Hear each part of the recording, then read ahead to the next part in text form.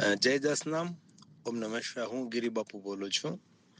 ખૂબ ખુશી અનુભવું છું કે આપ સૌ એટલા સંગઠિત છો અને 10 ઓક્ટોબર 2026 રોજ સર્વ પિતૃઓના કલ્યાણાર્થે એક આપણી અમાવાસ્યા હોય છે, જેને ભાદરવી અમાસ પણ આપણે કહીએ છીએ, અને પિતૃના તર્પણ માટે. જો કે દસનામ માટે કોઈ પિતૃનો પ્રશ્ન જ નથી હોતો, કે દસનામ સમાજમાં જન્મ થવો એ જ મોટું પિતૃઓનું કાર્ય છે. અને એ પૂર્વજન્મનું આપણું પુણ્ય છે કે આપણે ભગવાન મહાદેવની પરંપરામાં આપણો જન્મ લીધો છે આપણે.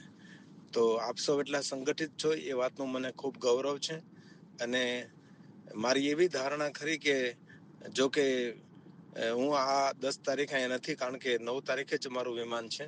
ત્યાં સુધી હું ભારત દેશમાં છું અને 10 તારીખે તો સવારે અમાવાસના દિવસે હું અમદાવાદ ઉતરી જઈશ.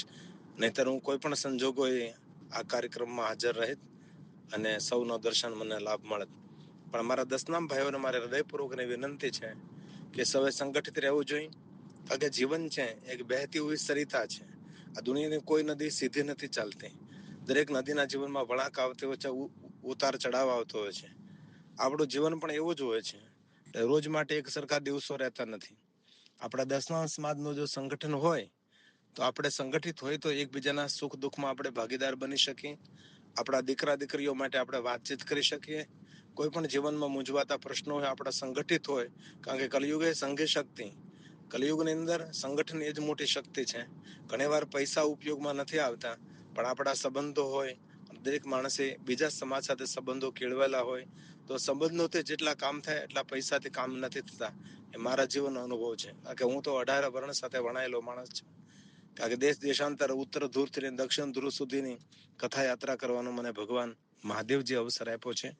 તો મારા દસનામ ભાઈઓને પ્રાર્થના છે કે 10 ઓક્ટોબર 2026 આપનું જે સંમેલન છે, જે તમે સાથે ભેગા થાવ છો, ભજન ભોજન કરો છો, એ વાતનું મને ગૌરવ છે. તો સૌ ભેગા થજો એ પ્રાર્થના છે. હજારો કામ છોડીને જવું અને કોઈ પણ નાનો નહીં, કોઈ મોટો નહીં, અંદરો ફુલહાર કરવાના, આ પ્રેસિડેન્ટ, આ મોટો માણસ ને નાનો માણસ, એવો ભેદભાવ છોડ્યા વગર સવે બસ એક સાથે ભોજન કરવું, એક સાથે રહેવું. આપણે સૌ એક જ બાપના સંતાન છે. આપણા મહાદેવ આપણો પિતા છે. એવો ભાવ રાખી અને સવે પોતાનો મોટો નાનો એવો ભાવ છોડીને સવે સંગઠિત રહેવું અને સાથે રહેવું તેવી પ્રાર્થના છે. ઓમ નમઃ શિવાય. ખૂબ હૃદયથી આપ સૌને મારા પ્રણામ અને દિલથી મારા ઓમ નમો નારાયણ. ઓમ નમો નારાયણ. કોટી કોટી પ્રણામ. હું શિવ કથાકાર ગિરી બાપુ બોલું છું. દર વર્ષે યુકેમાં ભગવાનની કથા કરવા માટે આવું છું અને અમારા અશ્વનભાઈ પટેલ ક્રોલીના છે, એ અમારી સેવામાં સમર્પિત છે. તેથી એટલી બધી કથાઓ થાય છે. લેસ્ટરમાં કિશોરભાઈ છે. આવા શિવ ભક્તોના સહયોગથી અને આ વર્ષે જ મને શર્મિલી રેસ્ટોરન્ટ, શર્મિલી સ્વીટનો મને પરિચય થયો. મને ખબર જ નહીં હતી કે આપણા ગૌસ્વામી સમાજનું આટલું મોટું કામ છે. મને ખૂબ ગૌરવ થયું. નિરંજનાબેનને મળીને પણ ખૂબ આનંદ થયો. અને સૌ મારા દસનામ ભાઈઓને મારા હૃદયથી પ્રણામ. અને જરૂર મળતા રહીશું. ભારત દેશ આવો તો જરૂર સંપર્ક કરજો. મારો નંબર આપણા નિરંજનાબેન પાસે છે, મેળવી લેજો તેવી પ્રાર્થના છે. ઓમ નમઃ શિવાય. હૃદયથી મારા પ્રણામ અને દિલથી ઓમ નમો નારાયણ.